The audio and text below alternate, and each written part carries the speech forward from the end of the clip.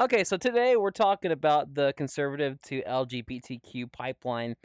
We both have our own backgrounds with being very conservative, and you had an Yes. experience earlier today with one of your coworkers. Apparently, she had a similar background to you.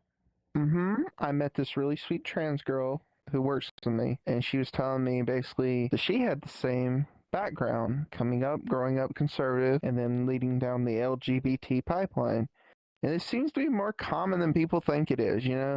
People think this is not that common of a thing, but it really is. Like, a lot of LGBT people come from a conservative background, may have even been very devout conservatives, early 20s or late teens, and then they come out later in life and it's like it's different, kind of don't fit in with the crowd kind of thing. Yeah, so we both came from a conservative Christian family. You're from the South, Hmm. I'm from the North, but both of us were raised pretty much ish the same. Was very More or similar less, yeah. experiences, except I was homeschooled, so I got the more sheltered point of view here. Yeah, I was public schooled. I got slapped on the butt by football players. It was nice. I bet you liked A little bit. What's your point? it.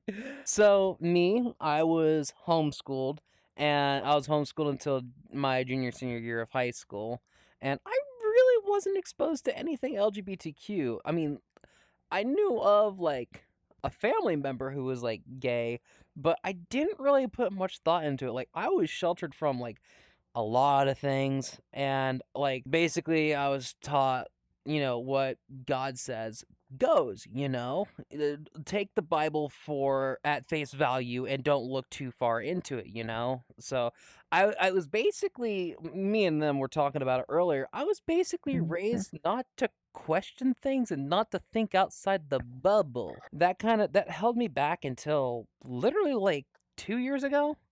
When I got on VR Hmm. chat, I always had on the back of my mind, like, why are LGBTQ people, like, so, like, hated, like, unliked, like, and why do I not like them? I never really questioned anything. And I wanna go into this part in another video. I got into VR chat because my nephew brought his VR headset over for Thanksgiving. I basically stole it for 2 days. Long story short, I have been watching YouTube videos for most of my, teens and adult life, and I always, like, was exposed to LGBTQ stuff, but always Hmm. was, like, in my lane, not wanting to, like, learn about them or not, like, having the opportunity to learn about that kind of stuff, until I got the VR headset. And then that gave me the opportunity to actually go in and learn about this type of stuff head on. And of course, like a huge portion of the VR chat community, especially the furry community, of which I'm sort of a part of, or like to participate in a little bit, is LGBTQ. I think in the furry fandom, it's like over 90%. I think it's almost 95%. I think I was one of the very few people who went in and was genuinely curious because I didn't know this at the time because I did a lot of self-discovery.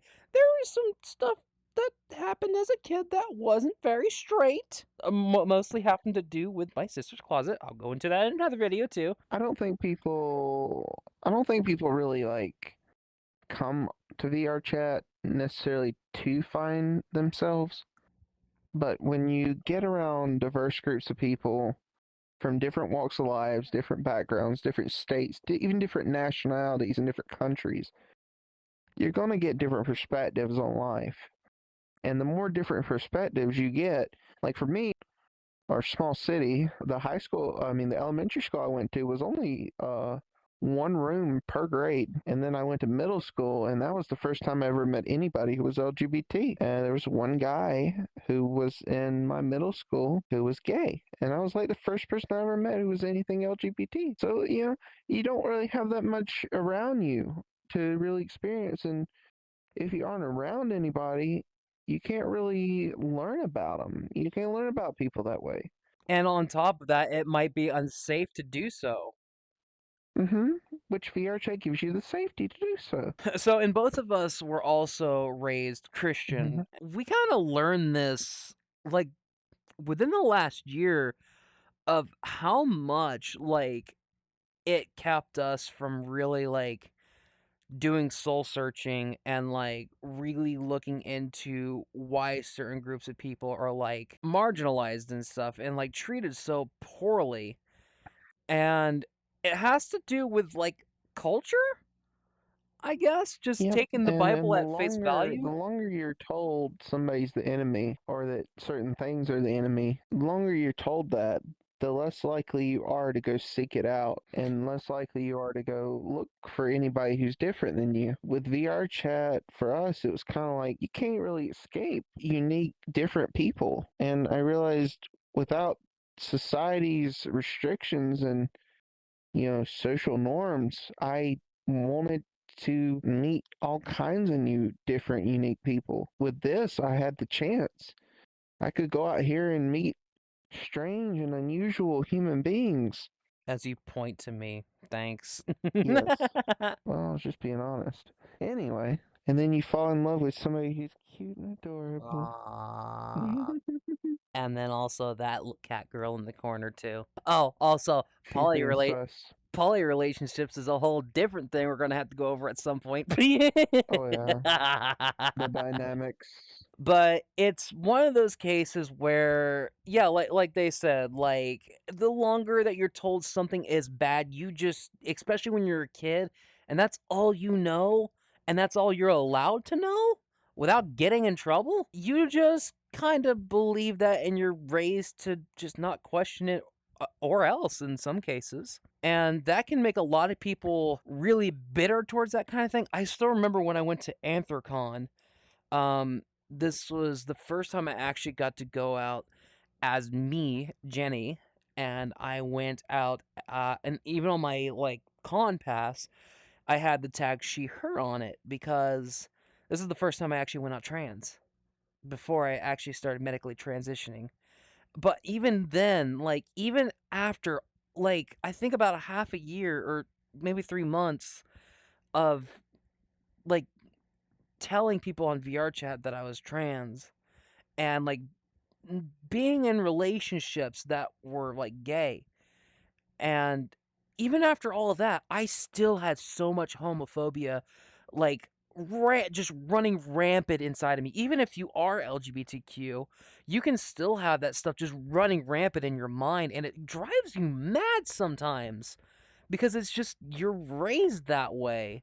It's built into you, basically, and it's old habits, old thinking habits and mind structures that you're trying to tear down. And I guess we should, like, delve into, like, what broke us out of okay, we kinda skipped around a little bit. We should talk about, like, what broke us out of, like, our previous mindset of, like, this is a bad thing to now we are in a poly relationship. I'm trans and you're non-binary. I mean, how do we get here? I met a person who was trans who was having bottom surgery at the time, and they kind of were talking to me about transgender stuff, what it is to be trans and different things like that, and kind of opened my eyes to, well, these are just normal people. And then I got to the point where I saw her just as much as a girl as any other woman I ever met. So it started to be that I didn't see her as a guy, and I realized, well, maybe you don't have to be a guy if you don't want to be a guy. All it takes is seeing yourself as somebody different, and other people seeing you as somebody different too. That's all it really matters is how people perceive you. It doesn't matter about biology or what's in your head or any of that. It boils down to being a lot simpler than that. And it's just, be who you want to be no matter what. Don't lock yourself in a cage and hold yourself back. You can be somebody who you truly feel happy being. And I think that's where she really stood out to me because she showed that to me. Now, our friendship wasn't perfect. It wasn't, even now, we're very distant from one another. But also, if I hadn't been around her, I wouldn't have met Jenny. And if I didn't meet her, I probably would have never came all the way out. And that's sad to see. Sad to think about. It takes just the right people being in your life to change your life. And sometimes people are just there for a little while just to guide you along the right path? For me, it was I was on the search for friends and people to be around because I was a very antisocial person back then. I had no friends for most of my childhood, even into my adult years. But when I came into VR chat, I also wanted to change all of that. And I did make lots and lots and lots of friends. But what I came to realize is I saw all the online relationships that were happening, and I know some people are going to have their opinions about it, but that's whatever. If it works, it works. I saw all this stuff happening around me.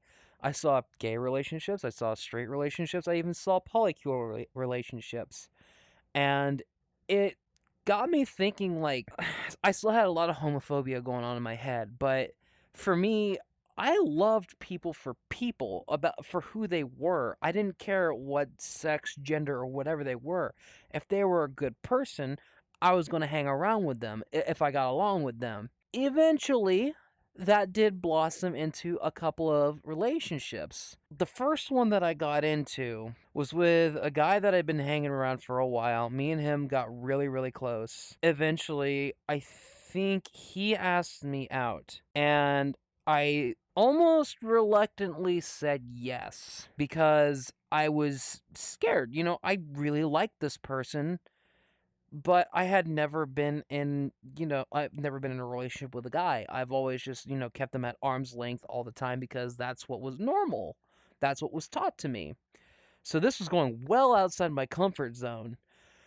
But I also reminded myself I love people for people, and I just wanted to try this out and see how it went, as selfish as that was. We didn't work out.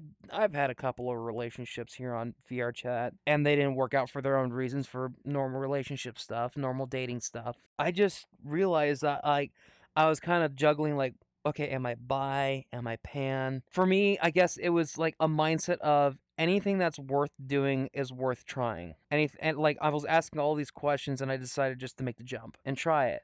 And I found out a lot about myself. I found out a lot about myself. And I realized I don't mind what you have or what you are. If you're a good person, I'm going to stick around and I'm going to love you appropriately, whether that's intimately or not. That's why I'm pansexual, is because I love people for people. Long story short, Too much lube makes it hard to keep it in. I will slap you. I just took a leap of faith, or I guess I shouldn't say leap of faith. I just took a leap to learn something about myself, and it was worth it because I found out that more about myself than I ever thought. I guess that's usually what relationships do for you anyway. But when it comes to LGBTQ stuff, you learn so much more about your stuff, so much more about yourself than you ever thought would be possible. It can help you break through a lot of preconceptions. Is that the word I'm thinking of? Social conditioning. Social conditioning, yeah. So that's how I got to learn about the LGBTQ community and how I got to where I am now. So where do we want to take it from here? I don't know. But back when I was like in church, as a young kid, they told us, young earth creationists don't believe in dinosaurs. So I got rid of my thesaurus because it sounded like a dinosaur. I'm gonna strangle you now. Timeout. In the fire. Timeout chair.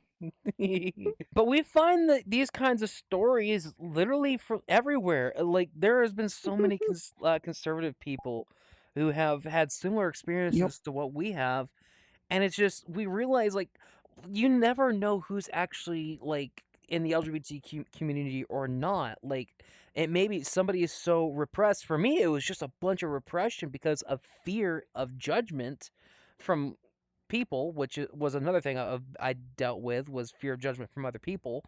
I was deathly afraid, still dealing with that to this day. And then also fear of harm, fear of rejection, fear of loss of status among people that you know. Mhm. But there may be just some people who are still in the closet and haven't had the opportunity to safely express themselves in a safe environment, in a place where they know they won't be judged. There are very few places like that and very few situations where you're safe to do so because it's seen as something that's not acceptable. It really does give you that vibe. Like you start to think what other people are going to think, so you end up holding yourself back. You end up holding yourself back from being yourself, trying anything different, because you're so worried what other people are going to think when you say something or do something different. And what they're going to Which, in do. truth, yeah, and what they're going to do. And in truth, it's a lot less than what you think is going to happen. Most people overestimate a situation and make it kind of build this doomsday scenario in their head, and then when you actually come outside the box or do something outside the box, the situation ends up not being as bad as you might think it would be. So it's best just to be yourself and, experiment, try different things, and be honest about who you are. Because people are either going to like you or they're not going to. You can't make people like you, and you can't make people be happy. They have to choose that on their own. And it may take some people more time than others. I mean, I'm almost Hmm. 30 and it's taken me the last 27, 28 years to get here. And then some people, they may be in their 50s or 60s before they realize something, or they may never realize something about them that they've been repressing or have been pressured into repressing or just not talking about. It's that whole thing of it's mostly just fear. Fear drives us all Yeah, to do some unfortunate things. but the truth is all we have to fear is fear itself. FDR said that. That's a quote from FDR. Okay, Gandhi. Franklin Delano Roosevelt. No, this is one of my favorite quotes of all times. Like, genuinely, I think that's something that really applies to the situation. The thing that you truly should fear is fear, because the more you're afraid of a situation, and the more you're afraid of the outcome, the less likely you are to make a step forward. A good way to summarize this would be, are you scared of where you would be if you hadn't have come completely out and had gone through everything to get to this point? I mean, am I scared of where I ended up, Where or where where am I you would be scared? if you hadn't? Yeah, because I wouldn't have you, and I'd be lonely, and I'd probably still be going into crappy relationships to go nowhere. Yeah, and I would have never met you or them or anybody else who I've become friends with up until now, and I would have never known so much about myself to this point, and I would have still been very unhappy with a lot of decisions that I felt like I would have to make because, you know, of the way I was taught to be as a, you know, as previously a guy, which that's a whole nother conversation, but that's where it can lead. Like, I would be a completely different person because this has been a huge, humongous, like, these last 2 years have been the hardest years of my whole life, but I have grown so much as a person. And that's why I started this channel, is because I'm just like, I want to talk about this stuff. I want to get this stuff out there. I want to, show people the best parts of myself and everybody else around me and talk about important stuff and, show everybody that this isn't something to fear. This isn't something to, you know, be scared of. I mean, there are things that you should be scared of and worried about and like take precautions for, but we're allowed to exist. We should be allowed to exist. We should be allowed to be ourselves. And People should be allowed to change and try new things too. People yeah, shouldn't be stuck in boxes and stuck, you know, having to conform to the norm. People should be able to experience something different. without judgment and without fear of repercussions. Well, some repercussions. Well, Should yeah. always be some repercussions. Don't strip naked and run the streets, y'all. Just don't do that. No, no, no, no, no, no, no. I'm gonna go streak now. Bye. Yeah, she's gone. That's a good way to end the video. She's gone. I'm gonna eat you now. Now there's two topics we can talk about. What? Titties. These are two of them. Two topics. And this is how we start the video. Luna, say something. Okay, now Luna, shut up. You're in the background now. You don't get to say anything unless you have something to add, okay? Okay, okay. Okay, be a Sad. good audience member and shut the fuck up. Alright, and anyway, so shut up. So we're starting out the video. I will strangle you. Stop laughing now, you I will strangle you. Serious face. Okay, so working. I hate this. So today we're talking.